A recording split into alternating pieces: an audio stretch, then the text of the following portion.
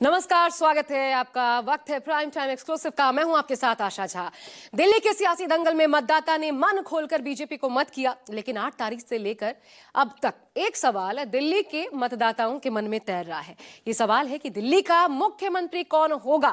पूर्वांचली, महिला, जाट या फिर दलित पर दम? सस्पेंस है कि खत्म नहीं हो रहा। हालांकि शपथ की जगह शपथ की तारीख और समारोह में मेहमानों की लिस्ट भी सामने आ चुकी है, लेकिन वो नाम नहीं आया। बीजेपी की तरफ से पहले ही ये साफ कर दिया गया है कि कोई डिप्टी सीएम नहीं होगा, यानी केजरीवाल जैसा मंत्रिमंडल का मॉडल बीजेपी अपनाने नहीं जा रही। कहा जा रहा है कि बस प्रधानमंत्री का इंतजार है। विदेश दौरे से लौटते ही दिल्ली के कैप्टन के नाम का ऐलान भी हो जाएगा, यानी प्रधानमंत्री आएंगे और दिल्ली को सीएम मिल जाएगा। कौन कौन है इस रेस में और क्या है क्राइटेरिया? देखिए, दिल्ली का मुख्यमंत्री कौन?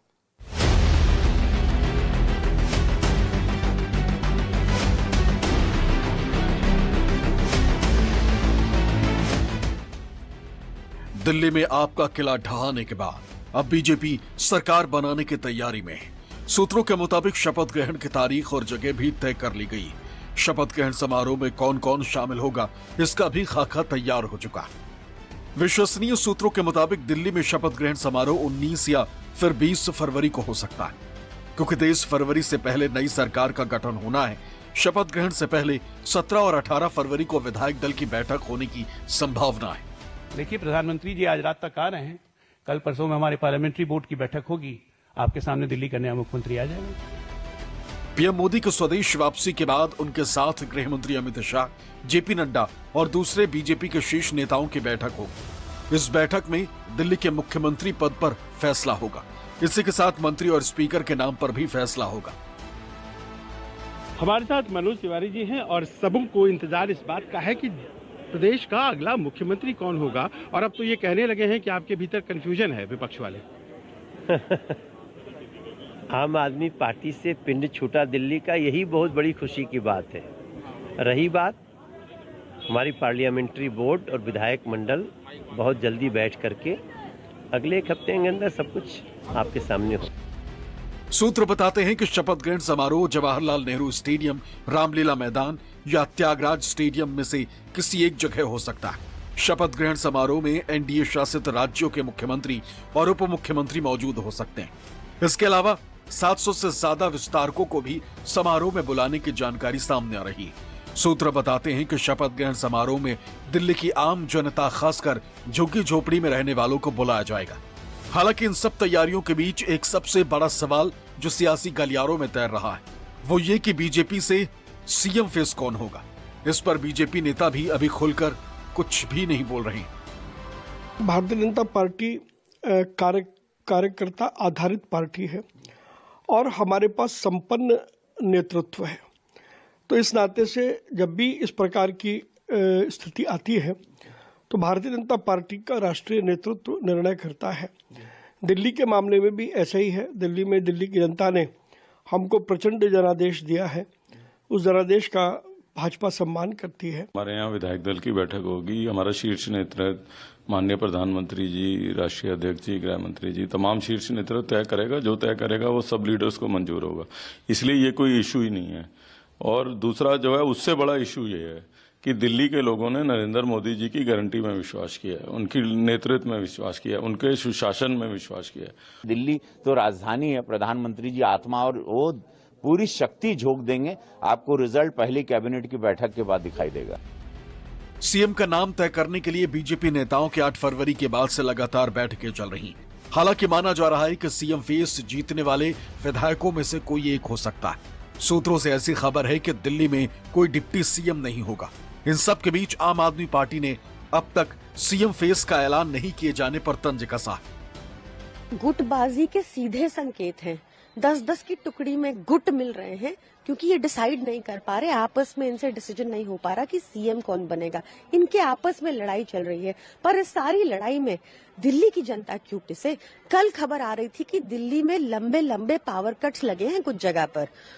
इनको जल्दी से अपना सीएम नियुक्त करना चाहिए, आपसी लड़ाइयां बंद करके, और दिल्ली की गवर्नेंस पर ध्यान देना चाहिए। इन सब के बीच आम आदमी पार्टी ने आरोप लगाया है कि दिल्ली में बीजेपी ने झुग्गियां तोड़कर लोगों को बेघर करना शुरू कर दिया है।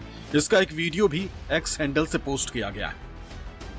अभी सरकार ने शपथ भी नहीं ली, अभी कोई मुख्यमंत्री का मालूम नहीं है, अभी कौन सी स्कीम कब लागू होगी कोई जानता नहीं है, लेकिन यहाँ बुलडोजर जरूर भेज दिया गया। ये सारी की सारी झुग्गियां तोड़ी जा रही हैं। क्यों? क्योंकि इन्होंने आम आदमी पार्टी को मुझे वोट दिया। ये ड्रामेबाजी, ये गंदगी यहाँ कोई नहीं है, या कोई आया कोई पूछने वाला नहीं।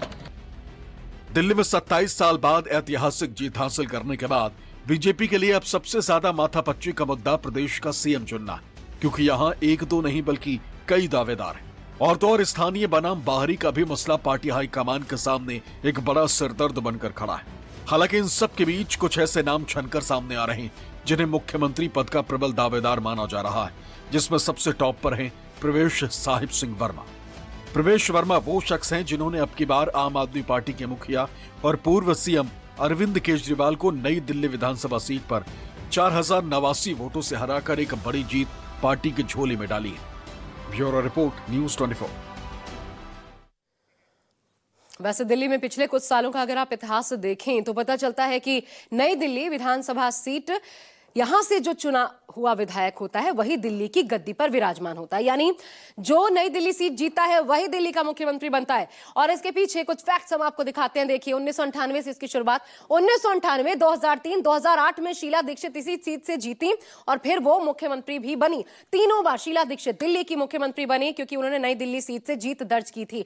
और उसके बाद देखिए 2013 में नई दिल्ली से अरविंद केजरीवाल जीते और फिर वही इतिहास रिपीट हुआ। केजरीवाल पहली बार दिल्ली के मुख्यमंत्री बने यहीं से जीत हासिल करने के बाद, और उसके बाद फिर दो बार 2015-2020 में भी केजरीवाल नई दिल्ली जीत पाने में कामयाब रहे और फिर दोनों ही बार दिल्ली के मुख्यमंत्री भी बने अरविंद केजरीवाल। अब 2025 में प्रवेश वर्मा नई दिल्ली सीट जीते हैं और इसलिए ये प्रश्न खड़ा हो रहा है कि क्या प्रवेश वर्मा दिल्ली के मुख्यमंत्री इस बार होंगे। अब बाहरी दिल्ली के होने के बावजूद प्रवेश वर्मा ने नई दिल्ली में आकर अपना दमखम दिखाया है और इसलिए कयास लगाए जा रहे हैं कि केजरीवाल को हराने का इनाम प्रवेश वर्मा को मिल सकता है। हालांकि इस रेस में कुछ और बड़े नाम भी शामिल हैं। देखिए,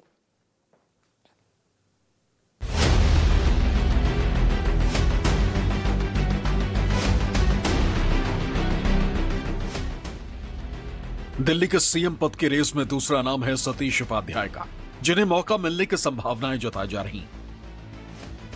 सतीश उपाध्याय मालवीय नगर सीट से आम आदमी पार्टी के बड़े चेहरे और पूर्व मंत्री सोमनाथ भारती को हराकर विधायक बने। सतीश उपाध्याय को दिल्ली में बीजेपी का एक बड़ा ब्राह्मण चेहरा माना जाता है। वो दिल्ली बीजेपी के प्रदेश अध्यक्ष भी रह चुके हैं। इसके अलावा दिल्ली युवा मोर्चा के भी अध्यक्ष रहे, एनडीएमसी के वाइस चेयरमैन भी रह चुके हैं। इस लिहाज से उनके पास एक अच्छा खासा अनुभव भी है और सबसे मजबूत पक्ष ये कि सतीश उपाध्याय आरएसएस के करीबी भी माने जाते हैं। दिल्ली के मुख्यमंत्री पद के दावेदारों में एक नाम पवन शर्मा का भी चल रहा है। पवन शर्मा उत्तम नगर से आम आदमी पार्टी के उम्मीदवार पोष बालियान को 29,740 वोटों से हराकर दूसरी बार विधायक बने।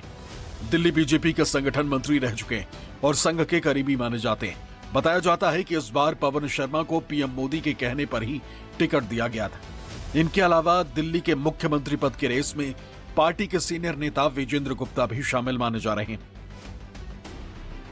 विजेंद्र गुप्ता रोहिणी सीट से अब की बार लगातार तीसरी बार विधायक चुने गए, यानी आम आदमी पार्टी की लहर में भी वो विधानसभा चुनाव जीतकर कमल खिला चुके हैं।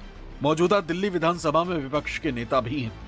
पार्टी ने उन्हें 2015 में भी नेता प्रतिपक्ष बनाया था। बीजेपी का वैश्य चेहरा है और दिल्ली बीजेपी के अध्यक्ष भी रह चुके हैं। इन सब के अलावा रोहतास नगर विधानसभा सीट से लगातार दूसरी बार और कुल तीसरी बार विधायक बनने वाले जितेंद्र महाजन का नाम भी सीएम पद के रेस में शामिल है। पार्टी के मौजूदा प्रदेश अध्यक्ष वीरेंद्र सचदेवा को भी सीएम पद का प्रबल दावेदार माना जा रहा है। सीएम फेस किसको हम मान सकते हैं? अब ये निर्णय तो हमारे केंद्रीय नेतृत्व को करना है और मुझे लगता है हमारे लिए ये प्रश्न बेमानी है, क्योंकि अब हमारा सबका फोकस विकास के लिए है। दिल्ली को कैसे बेहतर बनाना, उस दिशा में काम करेंगे। ये विषय हमारे उसमें नहीं आता है।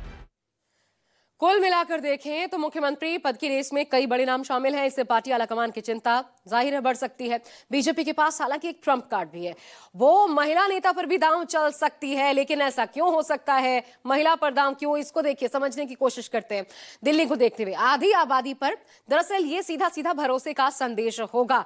सीएम की रेस में एक बड़ी बात यह भी है कि महिला दावेदार जो है उनकी संख्या कम है। अब इससे क्या होगा, समुदायों के बीच जो कंपटीशन है उसको खत्म करने में बीजेपी को को मदद मिलेंगी। और आप जानते हैं कि महिलाएं आम आदमी पार्टी की भरपूर सपोर्टर रही हैं पिछले कई चुनाव में, और महिला सीएम से इस वोट बैंक में बीजेपी सेंध लगाने में कामयाब हो पाएगी। और ऐसे में किसी महिला नेता को भी दिल्ली का सीएम बनाकर बीजेपी बड़ा दांव चल सकती है। यानी बीजेपी आलाकमान के पास कई ऑप्शंस हैं, और यही वजह है कि पार्टी नेतृत्व किसी नतीजे पर पहुंचने से पहले काफी पशोपेश में है। एक छोटा सा ब्रेक, देखते रहिए न्यूज़ 24।